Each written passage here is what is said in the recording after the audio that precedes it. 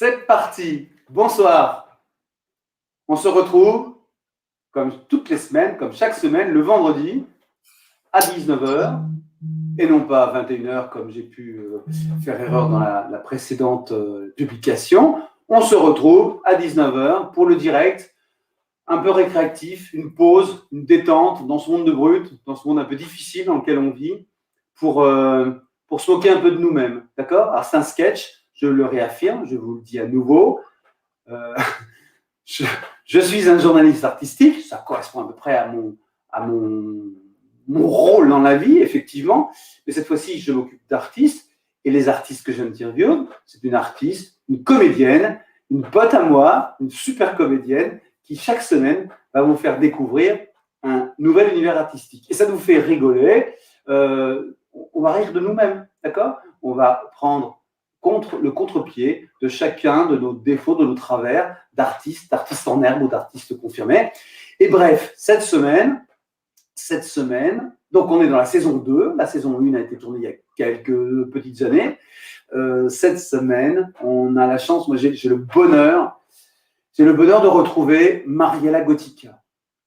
Mariella Gottica est une artiste maudite, on peut dire ça, qui affronte la vie avec beaucoup de difficultés. Et dans le premier épisode, elle avait franchi le pas, elle avait été hors de sa zone de confort en exposant, en proposant ses œuvres. Et c'était un interview pas facile à mener parce que c'était plutôt un monologue. Voilà, j'ai eu beaucoup de mal à faire parler Mariella Gottica, mais vous aviez été nombreux à suivre, à compatir et à l'encourager dans sa démarche artistique parce qu'on sentait que ça lui faisait beaucoup de bien. Quelques années ont passé et surtout le confinement a passé et on se retrouve, enfin, a passé, est en cours. Bref, on a vécu tous ensemble une année 2020 un peu compliquée, multiforme, on va dire. Et j'ai le plaisir de vous présenter à nouveau Mariella Gottica qui est avec nous ce soir. Mariella, bonsoir. Bonsoir. Mariella, je suis vraiment assez ému de vous retrouver ce soir. Je trouve radieuse. Tout a l'air d'aller bien. Comment ça va? Ça va mieux. J'ai été évidemment très très très malade et je remonte la pente tout doucement. Je vous remercie. Vous avez, quand vous parlez de maladie, vous parlez du Covid? Oui, j'ai été un petit peu hospitalisée, mais je m'en suis sortie. Ça a duré à peu près 6 mois et maintenant, ça y est, Dieu merci, je suis en bonne voie. Je suis totalement guérie. Super, tout va bien. Donc tout va bien pour vous. Alors, qu'est-ce qui s'est passé qu'est-ce qui s'est passé en 2020, ces périodes de confinement? Qu'est-ce que ça a changé dans votre vie et en particulier dans votre vie artistique, dans votre parcours artistique? Quand j'ai pu reprendre mes pinceaux, mes crayons, j'ai recommencé un petit peu à travailler tout doucement. Je me suis intéressée aux archanges. D'accord.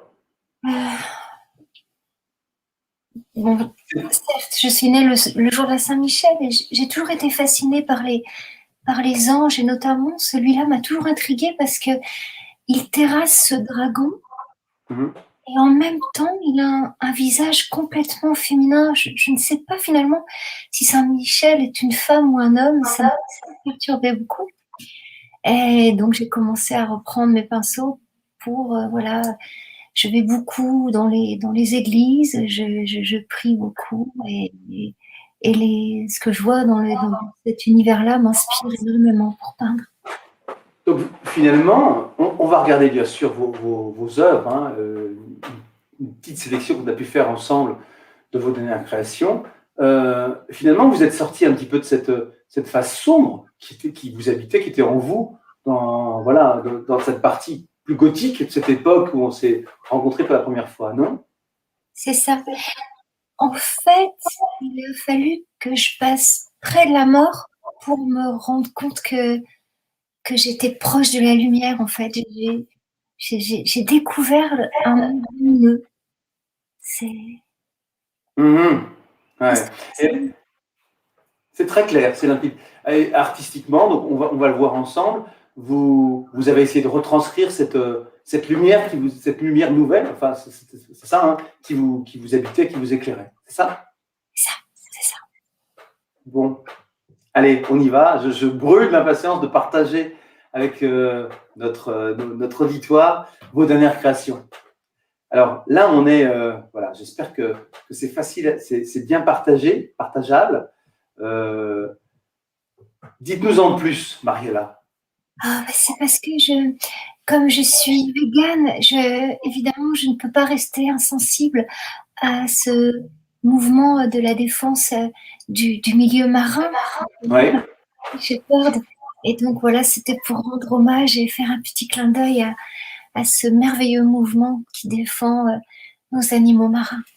Ouais, sympa, sympa. Alors, c'est un peu sombre, mais sympa. On voit bien l'univers marin. Ok, j'enchaîne, hein, bien sûr. Oui, oui. Alors, premier travail sur les archanges, c'est ça? Oui, Non? oui, c'est ça. C'est une sorte d'ange déchu. Je sais pas. Voilà. Et ici? On pourrait la comparer à une lame de tarot, la, la, la lame de la mort, mais qui n'est pas la mort en soi, c'est juste le passage vers un autre monde, on pourrait dire ça. C'est le passage, c'est ça, c'est le transport vers une autre forme de vie peut-être. D'accord. Et ici, c'était peut-être un détail, mais il a son importance. Votre signature occupe une place importante, enfin pas du tout mineure, quoi, pas majeure, mais pas du tout mineure dans l'œuvre. Vous signez officiellement, vous signez fortement, vous vous impliquez, vous revendiquez voilà, cette œuvre, non? C'est ça, c'est ce qui m'a permis ce changement, avec cette maladie, ça a été, j'ai vraiment tellement eu peur de disparaître que maintenant je me permets de signer.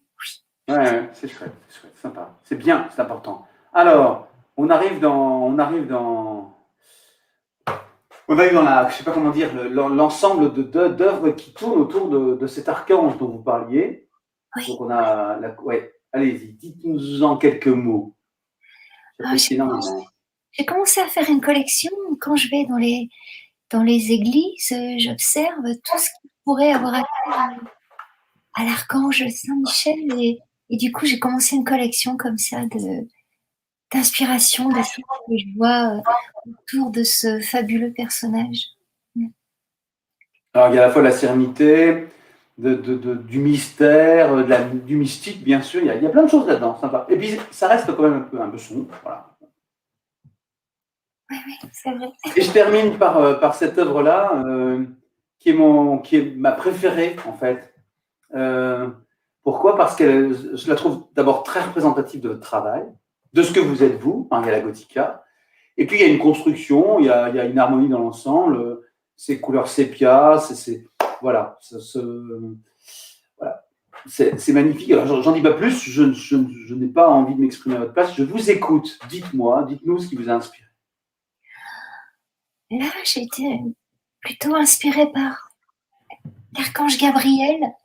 Je me demande souvent de m'apporter des messages d'amour et d'espoir. On en a tellement besoin dans cette période compliquée que, certes, il a l'air comme ça déchu et sombre, mais il est là pour nous apporter vraiment de l'espoir. Ouais, il y a quelque chose de alors, je ne sais pas si on peut parler de mystique ou pas, mais il y a quelque chose de très fort là-dedans. Je ressens quelque chose de très très fort. Alors, il y a des questions qui arrivent sur le canal pendant ce temps-là. N'hésitez pas d'ailleurs à poser vos questions en direct et puis après en replay, tant pis pour vous, vous regarderez en replay. Mais j'ai une question intéressante de Sébastien. Sébastien qui dit j'ai lu votre biographie, Madame Gottica. Est-il vrai que vos parents voulaient vous appeler Romane? Merci Sébastien pour cette question. Je vois le petit clin d'œil où vous voulez en venir. Gothique, église gothique, église romane, mais ne sont pas des ennemis. Je ne suis pas ennemie à cet art-là. Je le respecte totalement et il m'arrive parfois de rentrer aussi dans des églises romanes et d'y apprécier la pureté et la simplicité. Je ne suis pas contre la simplicité non plus. Moi, je trouve que c'est pas une conclusion, hein, mais je trouve que par rapport à notre dernier entretien, notre dernière rencontre, pardon, il y a quelques années, vous avez acquis, et c'est normal, comme nous tous, une maturité, quelque chose des convictions fortes sur la place que vous avez à tenir dans l'univers artistique et la manière de le tenir. Moi, je trouve ça vraiment bien, c'est chouette. Merci d'ailleurs pour vos questions. J'ai Christine aussi qui, en forme de clin d'œil, nous dit elle parle de mégalo et gothique, et là, je vous laisse Mariella répondre à Christine.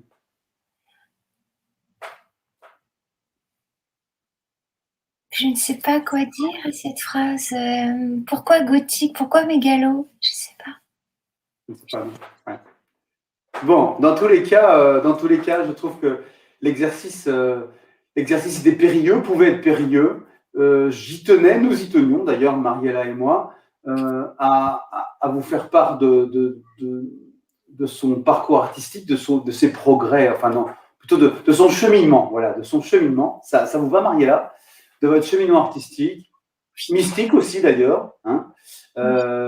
Et puis, moi, j'en retiendrai qu'il faut qu'on se revoie, il faut qu'on continue à partager avec vous vos questionnements, vos interrogations, vos doutes, et puis vos réussites. Enfin, voilà, toutes les pierres que vous pouvez poser dans ce chemin pas si simple, surtout en ce moment. Qu'est-ce que vous en pensez? Ça vous va? On se donne rendez-vous avec grand plaisir, vraiment. Merci. Alors, j'ai aussi quelqu'un qui, je suis désolé, ça fait partie des interactions et c'est la magie du direct. C'est que Lali dit que votre coiffure est ravissante. Elle est plus que ravissante, elle est complètement scotchante, quoi. C'est magnifique. Magnifique. Alors, c'est vrai que je me suis mis aussi à la cueillette. Je cueille des plantes et je fais moi-même maintenant des petites macérations de têtes, de pétales, d'écorces d'arbres et je fais moi-même mes couleurs maintenant que j'applique directement sur mes cheveux. Et tout est naturel. Voilà, avec des feuilles de framboisier, voilà. Superbe, superbe. Résistance aux UV, à votre avis, de vos colorations naturelles? Oh, je ne vais jamais au soleil. D'accord. C'est pas bon pour la peau. Oui, ça préserve votre grain de peau très, très, comme on dit, il y a un nom, diaphane, votre peau diaphane, c'est ça, je crois. Un petit peu éthéré, magnifique. Alors, je me permets de remettre le focus sur l'univers dans lequel vous évoluez, parce que il y a un petit truc super sympa là, qui était caché par le Fred, là. C'est un compagnon à vous? Qu'est-ce que dites-nous? C'est mon porte-bonheur. Toujours là avec moi. En fait, il y a quelques années, on avait dû ouvrir les cercueils de mes grands-parents. Et voilà, on avait retrouvé un petit crâne à l'intérieur. Et je l'ai toujours gardé du coup avec moi. Il me suit partout. Je crée avec lui. Je pars en vacances avec lui. Voilà, il me porte bonheur. Ok, on va peut-être plus passer de ce détail, mais du coup, c'est fait. Hein, du coup, c'est fait. Ok, sympa. J'enchaîne. Je me permets d'enchaîner, Mariella, avec Sébastien qui est fan et ça c'est bien, ça fait du bien de partager. Et puis Annie qui dit oui, un nouveau chemin qui arrive effectivement. C'est ça. Une personne qui renaît, c'est bien ça. Et c'est ce qu'on ressent quand on vous écoute et quand on vous regarde. La recherche de soi à travers vos peintures, exactement. C'est exactement ça. Et c'est ce que j'admire chez vous, Mariella, c'est l'alignement total entre ce que vous êtes et ce que vous faites. Merci, la vie. Voilà. Alors, il y a Suri qui se demande si vous faites partie de la famille d'Ariel Dombal. Pas du tout. Pas du tout. Absolument pas.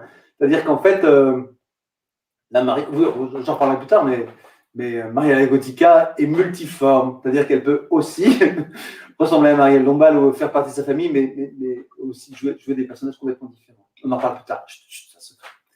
Merci Marie pour citer pour complimenter notre artiste. Mariella, merci beaucoup. On va s'arrêter là. Si vous le voulez, à moins que vous ayez un message d'espérance, de bonheur, de joie à partager, des choses d'énergie peut-être à partager pour la période qui est toujours pas simple, qui est difficile pour nous tous, en particulier pour les artistes.